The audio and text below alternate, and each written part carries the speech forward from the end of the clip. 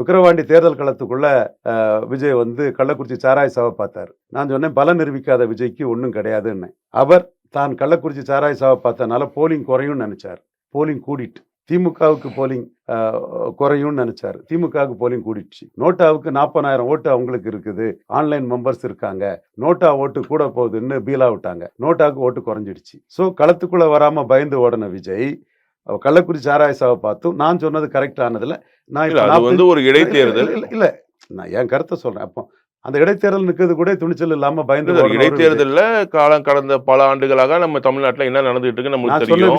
ஒரு தொகுதியில பல இடத்துல அமைச்சர்கள் வேலை பார்ப்பாங்க. இடத்துல கூட வர முடியாத அரசியல் வியாபாரியா களத்துக்குள்ள வராம இருந்தவர் விஜய். இல்ல அவர் தெளிவா சொல்லிட்டாரு. ஒரு போக்கஸ் வந்து 2024 எலெக்ஷன் கூட கிடையாது, நாடாளுமன்ற எலெக்ஷன் கூட கிடையாது. நான் சொல்றேன் அரசியல் வியாபாரி களத்துக்குள்ள வராம பயந்து ஓடிட்டாரு. என் கருத்தை சொல்றேன். அவருடைய போக்கஸ் தெளிவா இருக்கு.